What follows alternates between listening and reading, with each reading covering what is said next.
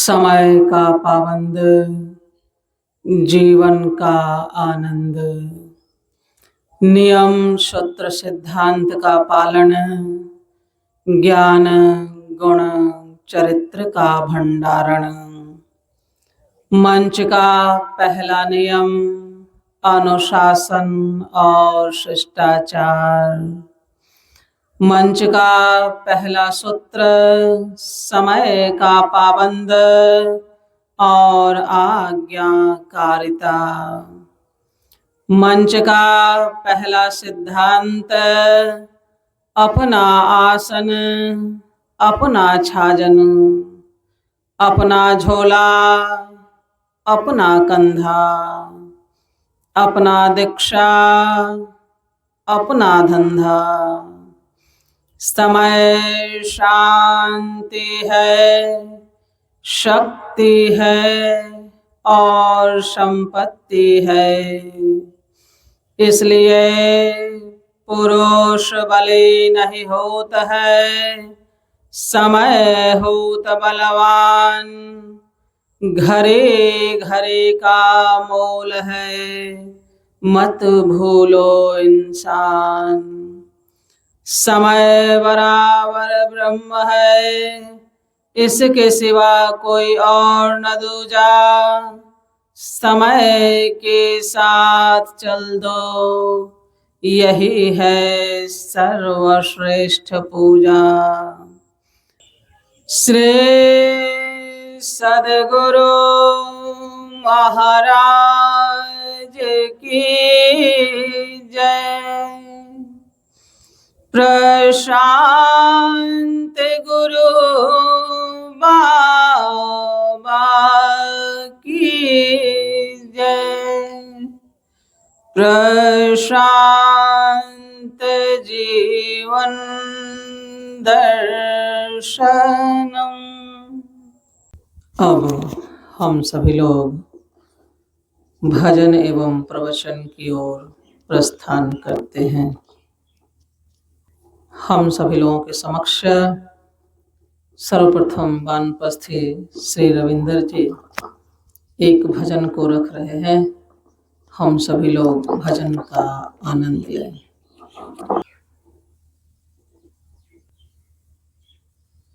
श्री सद्गुरु महाराज की जय। प्रशांत गुरु बाबा की जय। प्रशांत जीवन दर्शनम।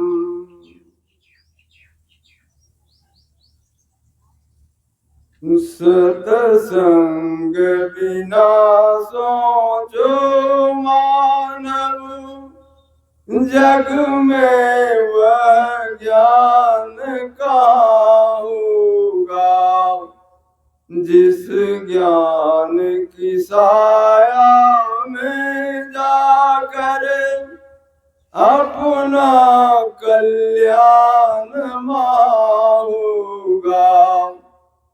सत्संग बिना सोचो मानव, जग में वह ज्ञान का होगा। जिस ज्ञान की साया में जाकर अपना कल्याण होगा। सत्संग में संत वचन रूपी सद्ज्ञान की गंगा बहती है। उसमें अवगाहन यदि न किया तो सतपथ का ज्ञान का होगा। सत्संग बिना सोचो मानव, जग में वह ज्ञान का होगा। जिस ज्ञान की साया में जाकर अपना कल्याण माहूगा। मुक्ति का मार्ग भक्ति है, जो युक्ति बिना नहीं होती है। युक्ति से भक्ति यदि न किया तो भव से त्राण का होगा। मुक्ति का मार्ग भक्ति है, जो युक्ति बिना नहीं होती है। युक्ति से भक्ति यदि न किया तो भव से त्राण का होगा। सत्संग बिना सोचो मानव, जग में वह ज्ञान कहाँ होगा।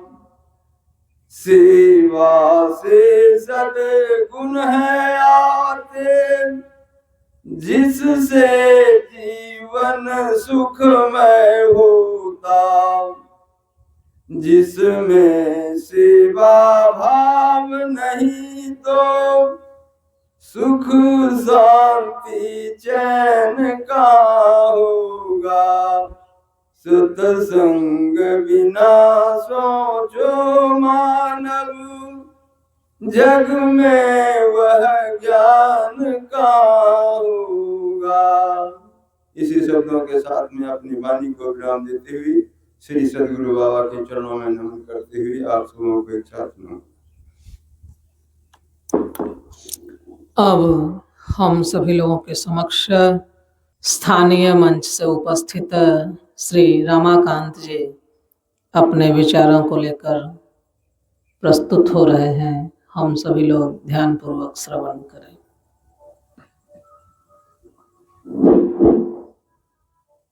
जड़ चेतन गुण दोषमय विश्व की करता कर दो। संत हंस गुण गहई के पर हरि बारी विकार। सजनों, आज बड़े सौभाग्य की बात है कि हम लोग यहाँ सत्संग स्थल में पहुंचे हुए हैं। आजकल चर्चाएं होती है, शिव चर्चा, शिव की कथा, राम की कथा, पर मनुष्य की कथा क्या है ये हम लोग नहीं समझते हैं। भगवान शिव जी कहते हैं पार्वती से, कहूँ उमा कछु अनुभव अपना, सत्य हरि भजन जगत सब सपना। ये कथा सत्य और असत्य शिव जी के लिए नहीं है, माता पार्वती जी के लिए नहीं है। ये कथा मनुष्य के लिए है कि सत्य क्या है और असत्य क्या है, सत्य के मार्ग क्या है और असत्य के मार्ग क्या है। इस कथा को हम समझते नहीं हैं। यही कथा भगवान राम भी कहते हैं कि बड़े भाग्यमान स्तंभ पावा, सुर दुर्लभ सत्ग्रंथ गावा, साधन धाम मोक्ष के द्वारा पान जहीं पर लोक संभारा। तो मनुष्य की कथा क्या है इसको हम नहीं समझते हैं और कथा में हम सब भाग लेते रहते हैं। मनुष्य के लिए एक विशेष कथा है, कहीं कि कबहू की नर करुणा निधि देही, देत ईश बिनु हेत सनेही। बहुत कृपा से मनुष्य के शरीर मिला है, ये बार बार मिलने को नहीं है। हम समझते हैं कि ये बार बार मिलेगा। इस तन को पाने के लिए देवता भी ललायित रहते हैं और जितने भी जीव जंतु हैं इस धराधर पर सबसे श्रेष्ठ मनुष्य ही है और मनुष्य अपने कर्तव्य को भूल जाता है। तो एक बार अकबर बीरबल से कहा कि 5 मूर्ख इस दरबार में उपस्थित कल होना है। तो बीरबल सोचा कि राजा के क्या मन में है, बैठे बैठे एक क्या से क्या बात करते हैं, मूर्ख कहाँ से लावें, मूर्ख के तो कहीं हाट बाजार नहीं है कि वहां से हम उठा के ले आवें। फिर भी आज्ञा था, मूर्ख को खोजने के लिए निकसा। तो एक आदमी गधा पर बैठे हुए था और लकड़ी के बोझ अपने सिर पर रखे हुए था। तो बीरबल को लगा कि एक मूर्ख तो हमको मिल गया। तो उससे पूछा कि भाई गधा पर बोझ क्यों नहीं रखते हैं, आप अपने सर पर बोझ रखे हुए हैं। तो आदमी बोला कि गधा बहुत प्यारा है, हम इस पर बोझ नहीं देना चाहते हैं, अपने ही सिर पर बोझ उठा लेते हैं, इसमें क्या बात है।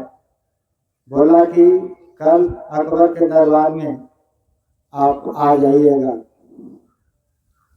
फिर आगे बढ़ा तो एक आदमी जमीन पर लेटे हुए और हाथ को जो है नहीं लगा रहा था उठने के लिए और पैर खूब घुमा रहा था, प्रयास कर रहा था उठने के लिए। तो उसको बीरबल ने सहारा देकर उठाया, पूछा कि आप ऐसे क्यों कर रहे हैं, हाथ के सहारे क्यों नहीं उठे। बोला कि मेरा पत्नी खिड़की के माप दिया है और दुकान हम जा रहे हैं, इतना बड़ा चौड़ा में नाप है, इस माप को यदि जो हम हाथ को हम धरती पर लगाते हैं तो मेरा माप गड़बड़ा जाएगा, इसलिए हम प्रयास कर रहे हैं, उठने के लिए नहीं उठ रहे हैं। तो बीरबल सोचा कि ये दूसरा मूर्ख मिला, उसको भी कहा कि कल दरबार में 10 बजे आइएगा। ऐसे करते करते और शाम हो गया। अब बीरबल घर के तरफ लौट रहा था। गांव से बाहर एक आदमी पोल के ऊपर लाइट था, उसके नीचे घूर घूर कर ताक रहा था। तो उससे पूछा कि भाई साहब आप क्या कर रहे हैं। तो बोला कि आज जंगल में पिकनिक मनाने गए थे और वहां मेरा अंगूठी गिर गया है, शायद यहाँ लाइट है जो मिल जाए, वहां तो बहुत अंधेरा था, सोचा कि 3 मूर्ख मिल गया, कोई बात नहीं। कल उसको भी बुलाया। अब दरबार में बिहान होकर के जब सब पहुंचा तीनों, बीरबल पूछा कि हम 5 मूर्ख को बुलाए लेकिन 3 मूर्ख आया। तो कहा हाँ, तो इसमें विशेषता क्या है। तो तीनों को जैसे जैसे था वैसे वैसे बारी बारी से बताया। तो कहा चौथा हम हैं। पूछा 5वां, तो 5वां आप हैं जो इस जमाने में आपने मूर्ख को ढूंढवाते हैं। अब मूर्ख कौन रहा। तो आदमी कोई मूर्ख नहीं है, अपने जीवन को समझता है मकसद कि हम किस लिए इस दुनिया में आए हैं, क्या करना है और क्या करके जाना है। तो यही शब्दों के साथ अब हम अपने वाणी को विराम देते हैं। सबको नमन। प्रेम से बोलिए श्री सद्गुरुनाथ महाराज की जय।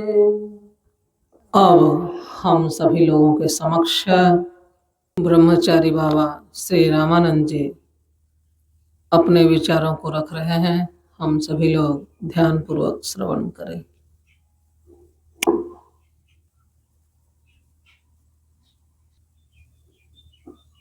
परम गुरु ब्रह्म ऋषि भगवान प्रशांत गुरु बाबा के श्री चरणों में कोटि कोटि नमन। ज्ञान मार्ग सत्संग के सानिध्य में उपस्थित सभी श्रद्धालु सत्संग प्रेमियों नमो नारायण। प्रवचन बिंदु अध्यात्म। अध्यात्म क्या है? जिसमें आत्मा का ज्ञान हो, परमात्मा का ज्ञान हो, अपने स्वरूप का ज्ञान हो, उसे अध्यात्म कहते हैं। आत्मा क्या है? जिस केंद्रीय शक्ति से संपूर्ण जीवन का संचालन होता है उसे आत्मा कहते हैं। उस शक्ति को शरीर से निकल जाने पर शरीर निष्क्रिय हो जाता है, मुर्दा हो जाता है, जड़वत हो जाता है। शरीर क्या है? शरीर 5 तत्वों से बना हुआ एक संरचना है, एक पिंजरा है। इसी में आत्मा रूपी हंस निवास करता है। जीव क्या है? शरीर और आत्मा दोनों के संयोग से उत्पन्न होने वाली शक्ति को जीव कहते हैं। जीव ईश्वर का सनातन अंश है। ईश्वर अंश जीव विनाशी, चेतन मन सहज सुख राशि। जीवन क्या है? सहजता और सरलता के साथ समानता के मार्ग पर गतिशीलता ही जीवन है। जीव को अपने कर्मों के अनुसार से देह देहांतर लोक लोकांतर भ्रमण करते रहना पड़ता है। कब तक? जब तक जीव अपने ब्रह्म भाव को प्रकट नहीं कर लेता, अपने स्वरूप का बोध नहीं कर लेता, तब तक इसे अपने कर्मों के अनुसार देह देहांतर लोक लोकांतर में भ्रमण करते रहना पड़ता है। अर्थात जीव भाव बना रहता है। इसी को जीवन कहते हैं। जीव का जीवन यही है। जीव जब अपने ब्रह्म भाव को प्रकट कर लेता है तो उसका आवागमन मिट जाता है। ईश्वर क्या है? जो सभी जीवों का मालिक है, सभी जीवों का नियामक है, उन्हीं को ईश्वर कहते हैं। योग क्या है? अपने पूर्णता को प्राप्त करने के विज्ञान का नाम योग है और अपने पूर्ण स्वरूप पूर्णता को प्राप्त करना यही कर्म पूजा कहलाता है। जैसे शरीर के स्वास्थ्य और सुरक्षा के लिए भोजन, वस्त्र और आवास अर्थात रोटी, कपड़ा और मकान का होना जरूरी है, ठीक उसी प्रकार आत्मा के शांति के लिए भी सत्संग, भजन, पूजा पाठ करना जरूरी हो जाता है। शरीर 2 पार्ट में बटा हुआ है, एक शरीर है, दूसरा आत्मा है। तो जैसे शरीर के स्वास्थ्य और सुरक्षा के लिए आप भोजन देते हैं, कपड़ा देते हैं, मकान देते हैं, तब शरीर स्वस्थ रह पाता है। अर्थात रोटी, कपड़ा, मकान शरीर के लिए जैसे आवश्यक है, वैसे ही आत्मा की शांति के लिए भी सत्संग, भजन, पूजा पाठ करना जरूरी हो जाता है। जीवन के हैं 3 खुशबू, ज्ञान, गुण और चरित्र। आत्मा के हैं 3 खुशबू, शांति, आनंद और पवित्रता। एक ईश्वर ब्रह्म की उपासना करने से अर्थात आत्मानुसंधान की क्रिया करने से, आत्मबोध मात्र कर लेने से ही मनुष्य के संपूर्ण जीवन का कल्याण निश्चित है। ईश्वर एक है और देवी देवता अनेक हैं। ईश्वर केंद्र हैं और देवी देवता उनके भिन्न भिन्न परिधियां हैं। केंद्र से परिधि का अस्तित्व है, न कि परिधि से केंद्र का।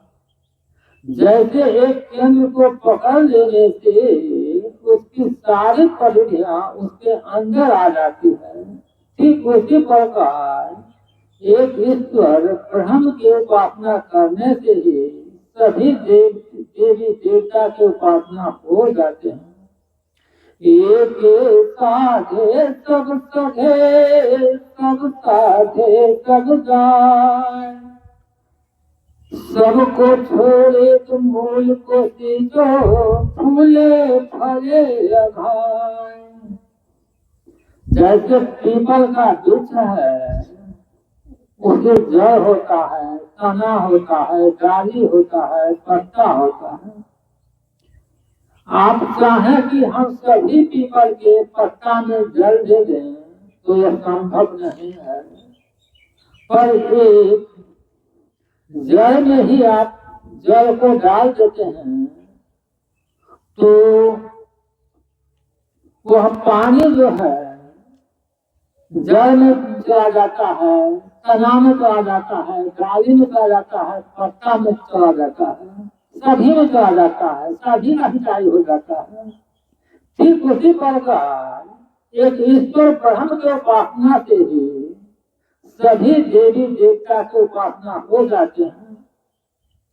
निराकार में जिस सत्ता को आप ईश्वर कहते हैं, साकार में उन्हीं को गुरु कहते हैं। ईश्वर प्राप्त बुद्धिमान गुरु होते हैं, अर्थात एक गुरु की उपासना से ही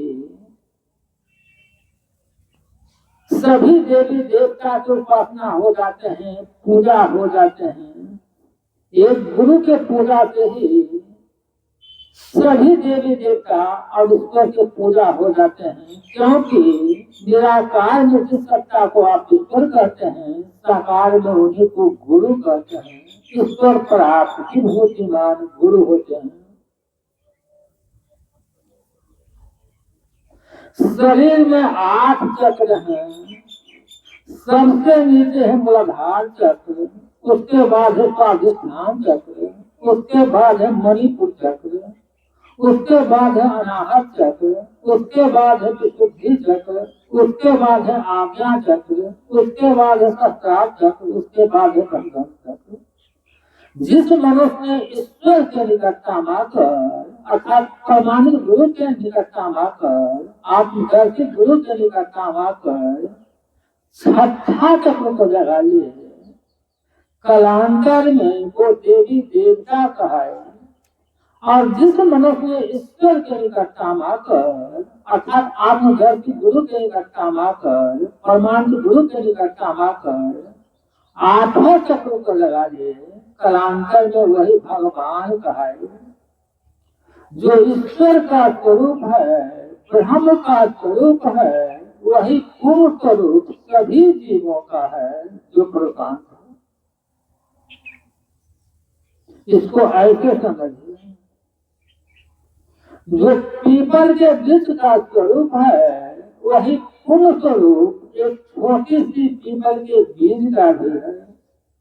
एक छोटी सी पीपल के बीज में एक विशाल पीपल का जो छिपा रहता है, ठीक उसी प्रकार ईश्वर पूर्ण है, जीव उनका अंश है। जैसे वृक्ष पूर्ण है, बीज उसका अंश है, ठीक उसी प्रकार ईश्वर पूर्ण है, जीव उनका अंश है। जीव अपने पूर्ण स्वरूप पूर्णता को प्राप्त कर लेता है तो वही हो जाता है, अर्थात ब्रह्म स्वरूप ही हो जाता है। जैसे एक लोटा पानी है और समुद्र है, एक लोटा पानी को आप समुद्र में छोड़ देते हैं तो वह समुद्र ही हो जाता है। ठीक उसी प्रकार जीव जब अपने ब्रह्म भाव को प्रकट कर लेता है, अपने पूर्ण पूर्णता को प्राप्त कर लेता है, तो वह वही हो जाता है।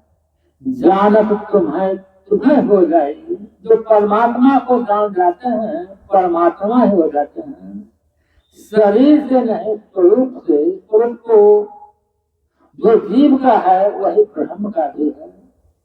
इसलिए जीव जब अपने पूर्णता को प्राप्त कर लेता है तो वह वही हो जाता है, अर्थात तो ब्रह्म ही हो जाता है।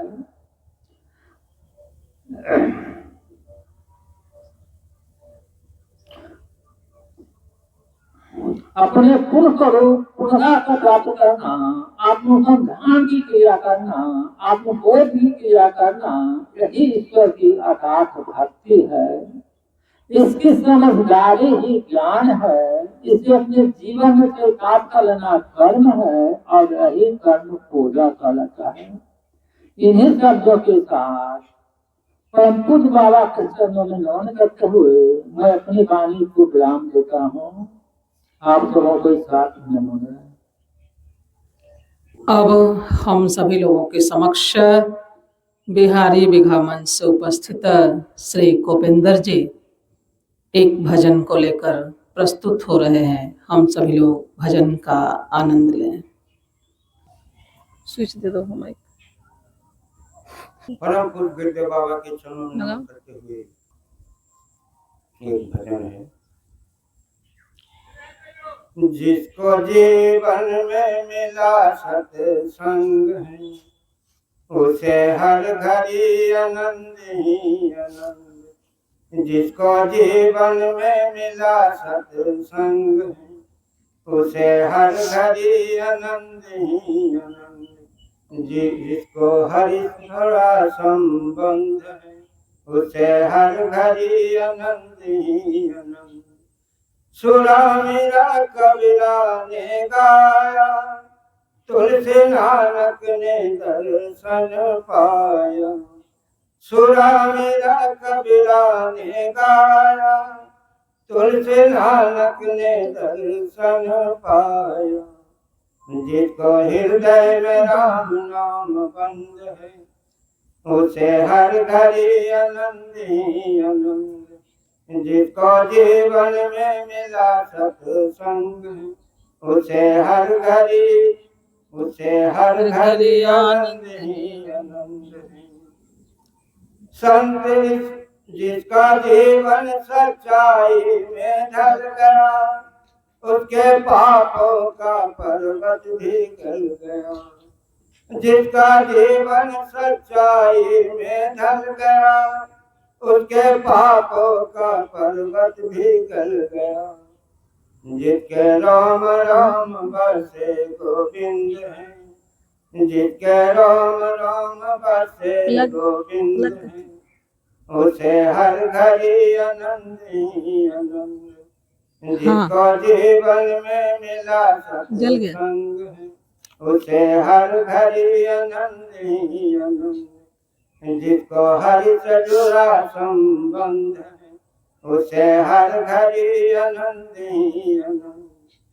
संत ऋषियों के वाणी को मानो, तत्व क्या है जगत का ये जानो। संत ऋषियों के वाणी को मानो, तत्व क्या है जगत का ये जानो। जिसका 84 कट जाए फंड है, जिसका 84 कट जाए फंड है, उसे हर घड़ी आनंद ही आनंद।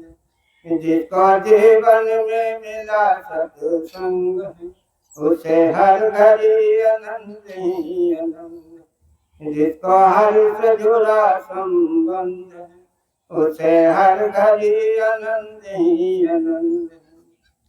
स्वर्ग जाने की इच्छा नहीं है, मुक्ति पाने की इच्छा नहीं है।